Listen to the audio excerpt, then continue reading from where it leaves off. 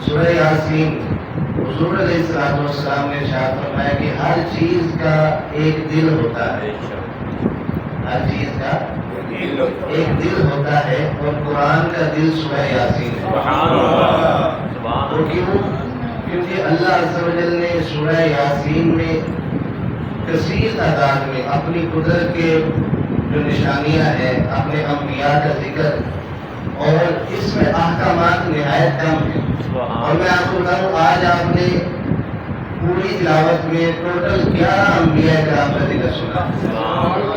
کتنے انبیاء کرام کا؟ 11 انبیاء کرام کا ذکر۔ حضرت ہود علیہ السلام، حضرت لوط علیہ السلام، حضرت صالح، حضرت ایوب، حضرت ابراہیم، حضرت موسیٰ، حضرت عیسیٰ، دیگر حضرت آدم کا بھی اس میں ذکر ہے۔ آپ نے ٹوٹل 11 انبیاء کا ذکر سنا۔ اللہ عز و جل کی قدرت کی ڈھیروں نشانیاں آپ نے سنی ہیں۔ سورہ یاسین مکی سورت ہے، اور اس کی ٹوٹل آیات کی تعداد ہے 83، اور اس کے رکوع ہے 5، اور جس میں احکامات والی 3 آیات ہیں۔ اللہ عز و جل نے دیکھیں، سورہ یاسین کیا ہے؟ قرآن کا دل۔ قرآن کو بار بار بتایا گیا کہ قرآن میں اللہ عز و جل نے 3 احکامات بار بار فرمائے ہیں۔ ارشاد کیا ہے کہ اللہ کی عبادت کرو، پھر اللہ فرماتا ہے زکات ادا کرو، یا اللہ کی راہ میں خرچ کرو۔ یہ 3 احکامات ہیں، اور اس صورت میں جو 3 احکامات اللہ فرماتا ہے، وَإِذَا قِيلَ لَهُمُ اتَّقُوا مَا بَيْنَ أَيْدِيكُمْ وَمَا خَلْفَكُمْ، اس میں اللہ کا جو حکم ہے وہ کیا ہے؟ اللہ سے ڈرو، اتقوا اللہ، اللہ سے ڈرو۔ اور دوسرا حکم ہے انفقوا مما رزقکم اللہ، رزق میں سے خرچ کرو جو اللہ نے تمہیں دیا ہے۔ اللہ یہ نہیں کہتا جو میں نے تمہیں مال دیا ہے وہ سارے کا سارا مجھے دے دو، بلکہ اللہ فرماتا ہے جتنا مال دے رہا ہوں اس میں سے صرف 2.5% دو، جب اس پر سال گزر جائے۔ اگر سال نہ گزرے تو وہ 2.5% تمہارے لیے دینا لازم نہیں ہے، لیکن کچھ نہ کچھ اللہ کی راہ میں خرچ کرتے رہو۔ پھر اللہ عز و جل فرماتا ہے آیت نمبر 63 میں، اللہ فرماتا ہے میری عبادت کرو، میرے علاوہ کسی کی عبادت نہ کرو۔ جو آج کا ہمارا سبق ہے نا، اس میں جو بنیادی مضامین ہے، سب سے بڑا اس میں جو مضمون پایا گیا وہ ہے اللہ عز و جل کی قدرت کی نشانیاں۔ دوسرے نمبر پر اللہ عز و جل نے پچھلے انبیاء کا ذکر فرما کر حضور علیہ السلام کے جو حلقہ احباب میں لوگ تھے یا اس وقت کے کفار تھے، ان کو بار بار عذاب سے ڈرایا اور تلقین فرمائی کہ نافرمانیاں نہ کرو۔ یہ اس کے 2 بڑے مضمون ہیں، توحید، رسالت، اور تیسرے نمبر پر آخرت کے ایمان، مرنے کے بعد کی زندگی۔ اللہ عز و جل نے انسانوں کو اور حیوانوں میں کس طرح وہ فرق کیا۔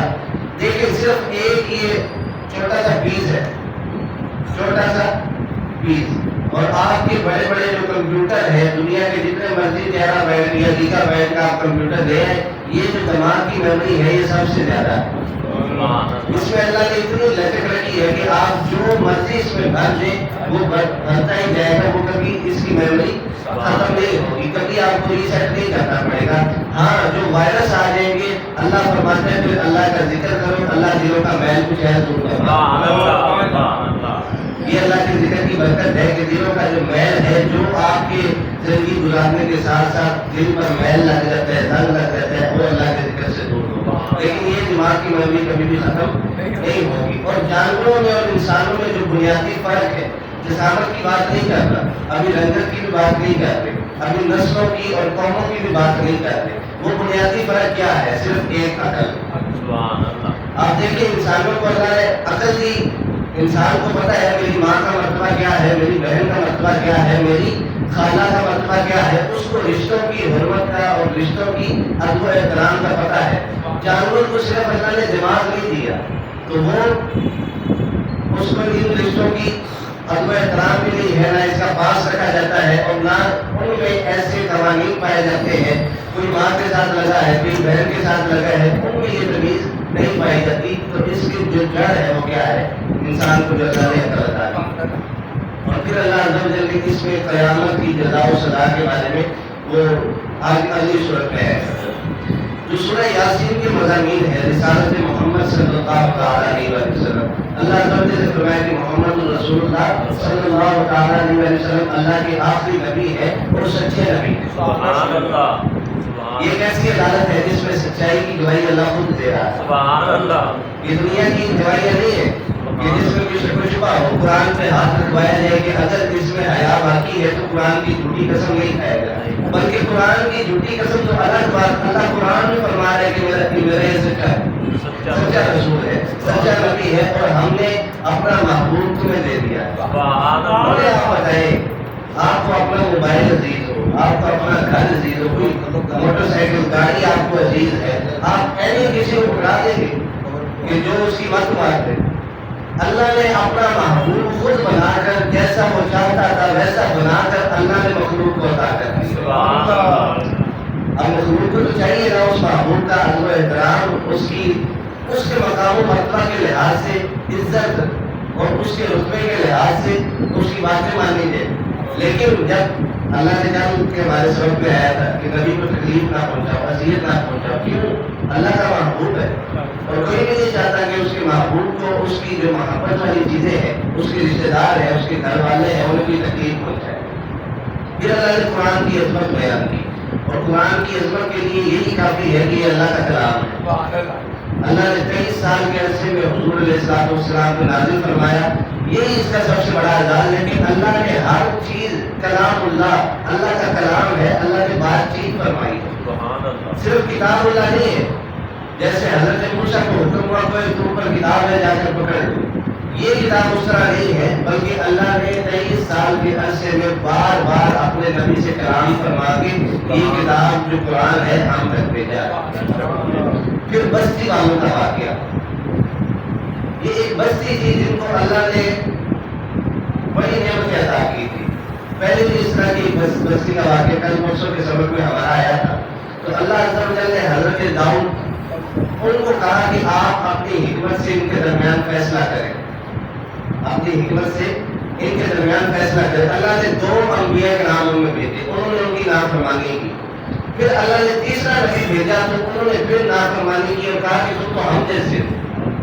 نبیوں کی نافرمانی کی, اللہ کی نعمتوں کی ناشکری کی. تو ان کے قریب ہی ایک شخص رہتا تھا جس کا نام تھا حبیب نجار. حبیب نجار اس کا نام تھا, اور وہ نبی نہیں تھا. یہ ولیوں کے زمرے میں آتا ہے, ولیوں کا ذکر اللہ قرآن میں خود کرتا ہے. اس نے آ کر کہا کہ نبیوں کی فرما برداری کرو, اللہ کی ناشکری نہ کرو. تو انہوں نے اس حبیب نجار کو قتل کر دیا. تو اللہ عز و جل نے ان کو عبرت کا نشانہ بنایا, تمام بستی کو ہلاک کر دیا. اور ہلاک کس طرح کیا؟ صرف ایک آواز آئی چیخنے کی, اللہ کی طرف سے ایک آواز آئی ہے چیخ کی, اور تمام کی تمام بستی ہلاک ہو. تکبر کرنے والوں کے لیے کتنا یہ عبرت کا نشان ہے. زمین پر اللہ نے تمہیں پیدا کیا اس گندے پانی کے نطفے سے, اور تم اللہ کی زمین پر اللہ کا دیا ہوا مال اور رزق استعمال کر کے تم اللہ کے سامنے مغرور ہوتے ہو. اللہ ایک چیز ایک آواز سے پوری بستی کو تباہ کر سکتا ہے. اور یہ بھی اللہ سے بعید نہیں کہ بغیر کسی چیز کے, بغیر کسی سہارے کے وہ بستیوں کو تباہ کر دے. اللہ سے بعید نہیں.